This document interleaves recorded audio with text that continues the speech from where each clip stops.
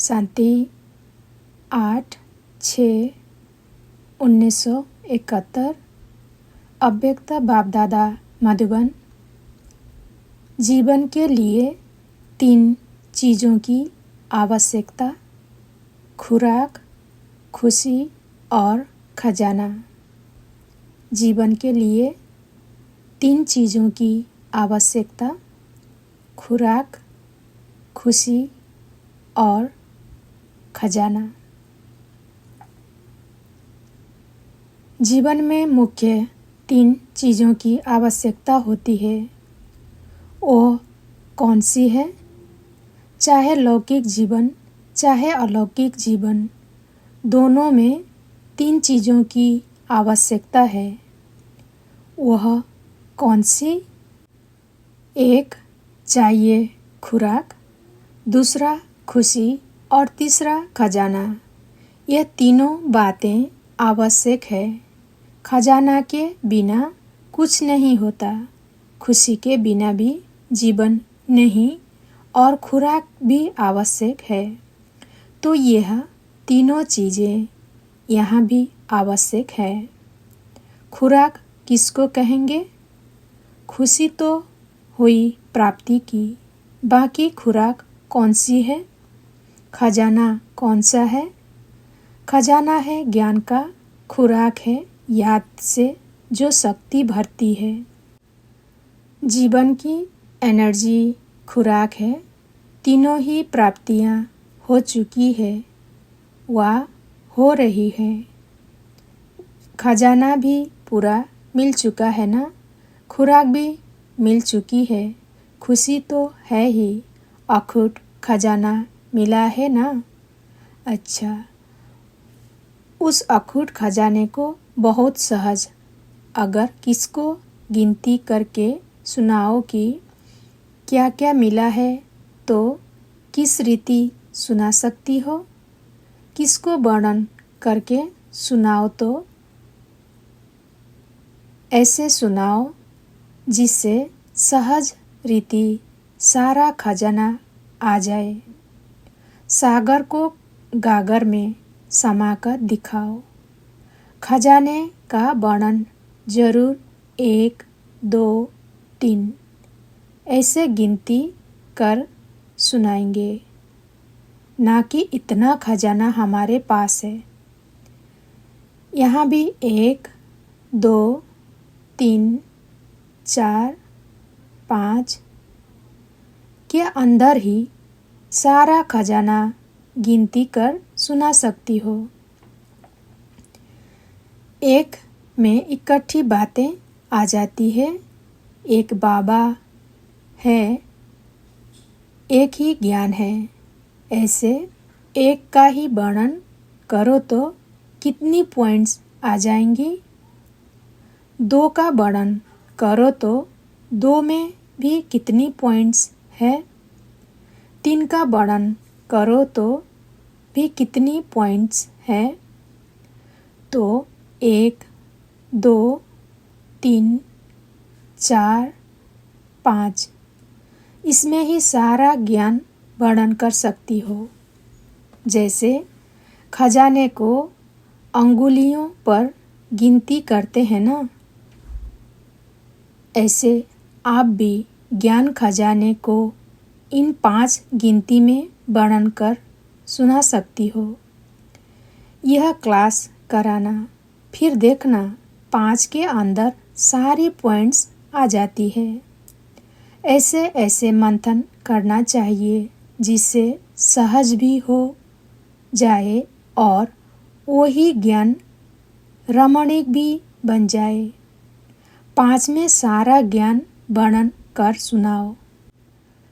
खजाने को भी वर्णन करके सुनाने के लिए सहज तरीका यह है। छोटे बच्चे को भी 1, 2, 3 ऐसे सिखाते हैं ना, तो इन 5 में ही सारे खजाने का वर्णन हो। और जितना बार खजाना को वर्णन करते हैं व मनन में लाते हैं, इतनी खुशी जरूर होती है और खजाने को मनन करने से मग्न अवस्था ऑटोमेटिकली होती है। खुशी भी मिल जाती है, खुराक भी मिलती है और खजाने की स्मृति भी आ जाती है। तीनों ही बातें स्मृति में हैं। इस जीवन को श्रेष्ठ जीवन कहा जाता है। याद की यात्रा में रहने से कोई करामात आती है, शक्तियों की प्राप्ति होती है। शक्तियों की प्राप्ति को करामत कहें।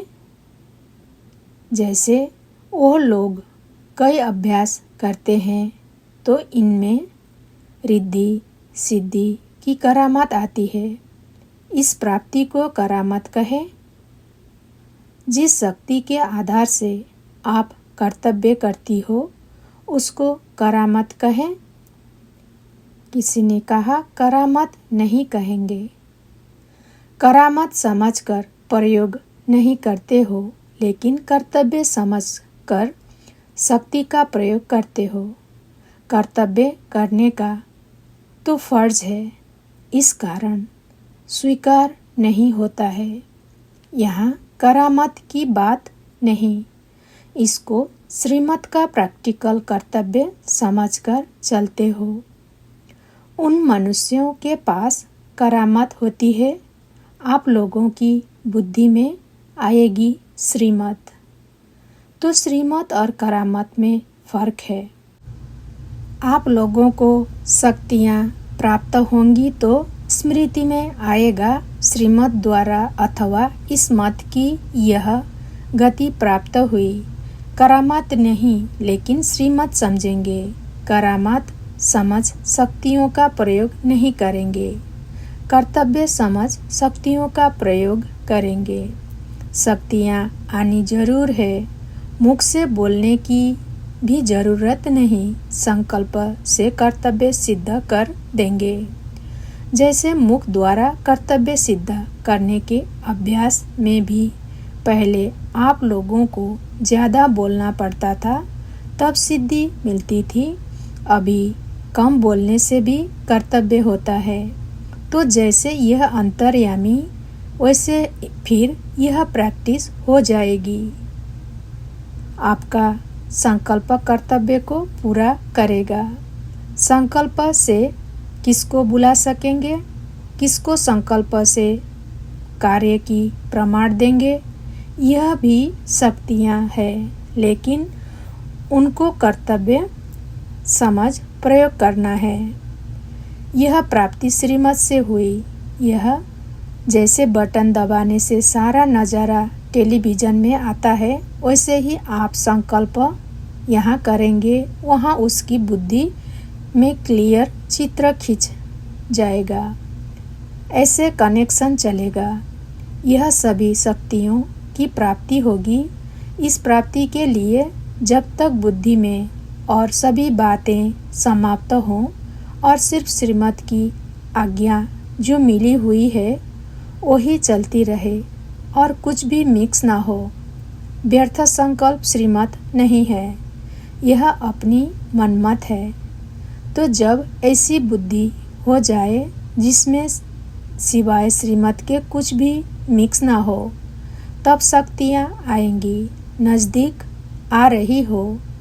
गायन शक्तियों का ज़्यादा है, कर्तव्य के संबंध में शक्तियों का गायन ज़्यादा है। क्योंकि साकार में अंतिम कर्तव्य की समाप्ति शक्तियों द्वारा है, इसलिए कर्तव्य की स्मृति व यादगार भी शक्तियों का ज़्यादा है।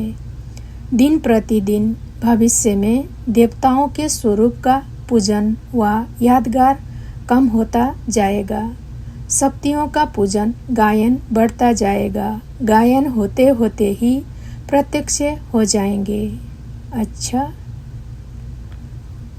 निर्मल शांता दादी बाप दादा के सम्मुख बैठी है।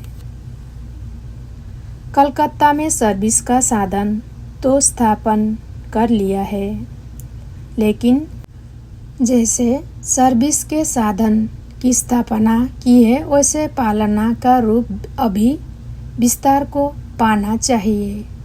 कलकत्ते के म्यूजियम द्वारा सभी आत्माओं को कैसे शांति का वरदान प्राप्त हो सके, क्योंकि कलकत्ता में अशांति ज़्यादा है ना, तो इतना आवाज़ फैलाना चाहिए जो गवर्नमेंट तक यह आवाज़ जाए कि इस स्थान द्वारा शांति सहज प्राप्त हो सकती है।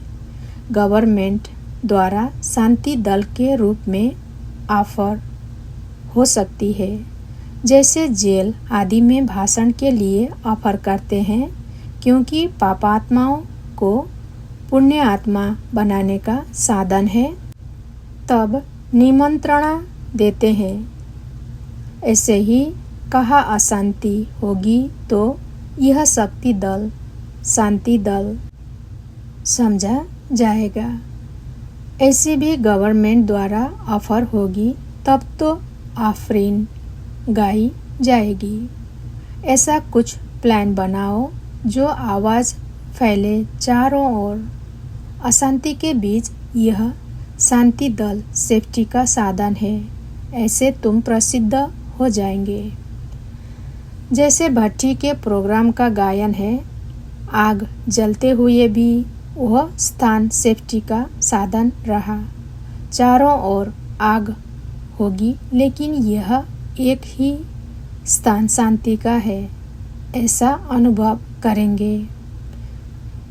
इसी स्थान से ही हमको सेफ्टी व शांति मिल सकती है। यह पालना का कर्तव्य बढ़ाओ। वह तब होगा जब कोई एक स्थान बनाओ जो विशेष योग अभ्यास का हो, जिसमें जाने से ही ऐसा अनुभव करे कि ना मालूम हम कहाँ आ गए हैं। स्थान भी अवस्था को बढ़ाता है। मधुबन का स्थान ही स्थिति को बढ़ाता है ना। ऐसा कोई स्थान बनाओ जो कोई कभी भी परेशान दुखी आत्मा हो, चिंता में डूबी हुई हो, तो वह आने से ही महसूस करे कि हम कहाँ आए हैं। ऐसा प्लान बनाओ। अपने को सफलता मूर्त समझते हो। सफलता मूर्त बनने के लिए मुख्य कौन सा गुण धारण करने से सफलता मूर्त बन जाएंगे? सफलता मूर्त बनने के लिए मुख्य गुण चाहिए सहनशीलता। सफलता मूर्त बनने के लिए मुख्य गुण चाहिए सहनशीलता। सहनशीलता और सरलता कोई भी कार्य को सफल बना देगी। जैसे कोई धैर्यता वाला मनुष्य सोच समझकर कार्य करते हैं तो सफलता प्राप्त होती है, वैसे ही सहनशील जो होते हैं वो अपनी ही सहनशीलता की शक्ति से कैसा भी कठोर संस्कार वाला हो व कैसे भी कठिन कार्य हो, उनको शीतल बना देते हैं व सहज कर देते हैं। सहनशीलता का गुण जिसमें होगा वह गंभीर भी जरूर होगा। जो गंभीर होता है वह गहराई में जाने वाला होता है, और जो गहराई में जाने वाला होता है वो कोई भी कार्य में कभी घबराएगा नहीं। गहराई में जाकर सफलता प्राप्त करेगा। सहनशीलता वाले बाहर मुक्ता के वाइब्रेशन को ही नहीं, लेकिन मन के संकल्प भी जो उत्पन्न होते हैं, उन संकल्पों को भी उत्पत्ति को देखकर भी घबराएंगे नहीं। अपनी सहनशीलता से सामना करेंगे। और सहनशीलता के गुण वाले की सूरज से क्या दिखाई देगा? जिसमें सहनशीलता का गुण होता है वह सूरज से सदैव संतुष्ट दिखाई देगा। उनके नयन चैन कभी भी असंतुष्टता के नहीं दिखाई देंगे। तो जो स्वयं संतुष्ट मूर्त रहते हैं वह औरों को भी संतुष्ट बना देंगे, और चलते फिरते वह फरिश्ता अनुभव होगा। सहनशीलता का बहुत मुख्य धारणा है। सहनशीलता का बहुत मुख्य धारणा है। जितनी सहनशीलता अपने में देखेंगे उतना समझो स्वयं से भी संतुष्ट है, दूसरे भी संतुष्ट हैं। संतुष्ट होना माना सफलता पाना। संतुष्ट होना माना सफलता पाना। जो कोई भी बात को सहन कर लेता है तो सहन करना अर्थात उसकी गहराई में जाना।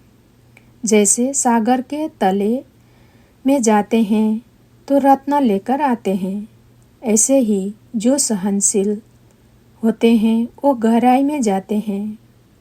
जिस गहराई से बहुत शक्तियों की प्राप्ति होती है, सहनशील ही मनन शक्ति को प्राप्त कर सकते हैं। सहनशील जो होता है वो अंदर ही अंदर अपने मनन में तत्पर रहता है और जो मनन में तत्पर रहता है वही मग्न रहता है। तो वह सहनशीलता बहुत आवश्यक है। उनका चेहरा ही गुणमूर्त बन जाएगा। सहनशीलता की धारणा पर इतना अटेंशन रखना है। सहनशील ही ड्रामा की ढाल पर ठहर सकता है। सहनशीलता नहीं तो ड्रामा की ढाल को पकड़ना भी मुश्किल है। सहनशीलता वाला ही साक्षी बन सकता है और ड्रामा की ढाल को पकड़ सकता है। इतना अटेंशन इस पर है। सदैव कोई न कोई गुण सामने देख उनकी गहराई में जाना है। जितना जितना गहराई में जाएंगे उतना ही गुण की वैल्यू का पता पड़ेगा और जितना जिस चीज़ की वैल्यू का मालूम होता है उतना ही हर गुणों को ग्रहण करना व वर्णन करना सहज है। लेकिन एक एक गुण की गहराई कितनी है, यह जो जानते हैं वही इतने वैल्यूएबल बनते हैं। उनका ही गायन सर्वगुण संपन्न का होता है, अर्थात गुणों के आधार पर ही इतनी वैल्यू है। तो जिन गुणों के आधार से इतने वैल्यूएबल बने, उस एक एक गुण की कितनी वैल्यू होगी, ऐसी गहराई में जाना है। और जितना स्वयं को वैल्यू का पता मालूम होगा उतना ही औरों को भी उस वैल्यू से सुनाएंगे। अच्छा, अपने को वैल्यूएबल की लिस्ट में समझते हो? वैल्यूएबल का मुख्य लक्षण क्या होता है? जैसे बाप दादा को त्रिमूर्ति कहते हैं, वैसे आप एक एक के एक मूर्त से तीन मूर्त का साक्षात्कार होता है। बाप तो तीन देवताओं का रचयिता होने के कारण त्रिमूर्ति कहलाते हैं, लेकिन आप एक एक के मूर्त से तीन मूर्त का साक्षात्कार होता है। वह तीन मूर्त कौन सी है? शक्तियों द्वारा कौन सी तीन मूर्तियों का साक्षात्कार होता है? आप लोगों द्वारा अभी तीन कर्तव्य होते हैं। कई आत्माओं के अंदर दैवी संस्कारों की रचना व स्थापना कराते हो, तो यह स्थापना का कार्य भी करते हो। और कई आत्माओं के संस्कार ऐसे हैं जो कुछ निर्बल हैं, अपने संस्कारों का परिवर्तन नहीं कर सकते व अपने संस्कारों को सेवा में नहीं लगा सकते। उन्हों को मदद दे आगे बढ़ना, यह है पालना। पालना में छोटे से बड़ा करना होता है।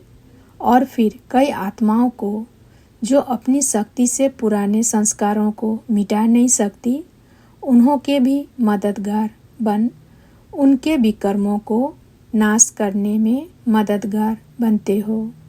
तीनों कर्तव्य चल रहे हैं। इन तीन कर्तव्यों के लिए तीन मूर्त कौन सी है? जिस समय कोई आत्माओं में नए दैवी संस्कारों की रचना कराती हो, उस समय बनती हो ज्ञान मूर्त। और जिस समय पालना कराती हो तो उस समय रहम और स्नेह दोनों मूर्ति की आवश्यकता है। अगर रहम नहीं होता है तो स्नेह भी नहीं। तो पालना के समय एक रहम दिल और स्नेह मूर्त, और जिस समय कोई के पुराने संस्कारों का नाश कराती हो उस समय शक्ति स्वरूप और दूसरा रूप के बजाय रुहाब में, जब तक रुहाब में नहीं ठहरते तब तक उनके विकर्मों का विनाश नहीं करा सकते। जैसे अज्ञान काल में कोई की बुराई छुड़ाने के लिए रोब रखा जाता है, यहाँ रोब तो नहीं लेकिन रुहाब में ठहरना पड़ता है। अगर रुहाब में न ठहरो तो उनके पुराने संस्कारों का नाश नहीं करा सकेंगी। शक्ति रूप में विशेष इस रुहाब की धारणा करती हो, इन गुणों द्वारा यह 3 कर्तव्य करती हो। कोई में अगर रुहाब की कमी है तो पालना कर सकती हो लेकिन उनके संस्कारों को नाश नहीं कर सकती। सिर्फ तरस और स्नेह है तो विनाश कराने का कर्तव्य नहीं।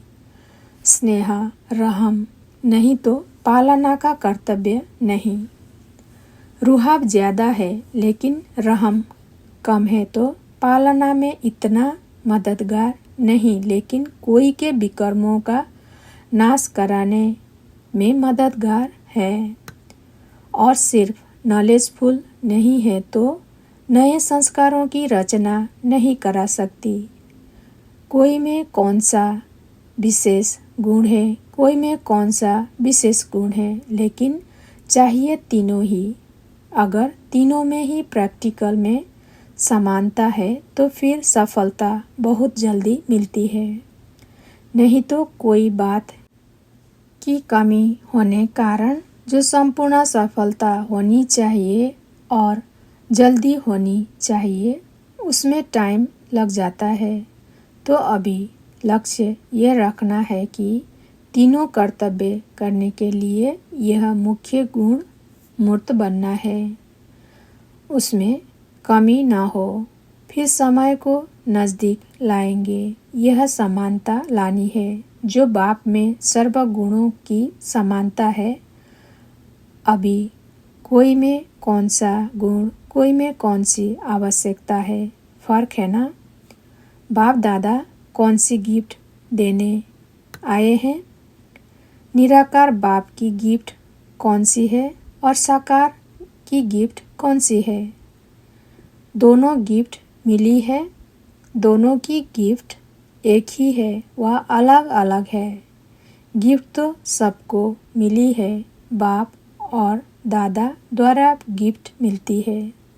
जो सर्व आत्माओं प्रति गिफ्ट है, स्वर्ग का राजभाग, वो तो सबको मिलता ही है। लेकिन जो अनन्य बच्चे स्नेही व सर्व कार्य में सहयोगी बनते हैं, उन्हों को फिर अपनी अपनी गिफ्ट मिलती है। दोनों द्वारा, साकार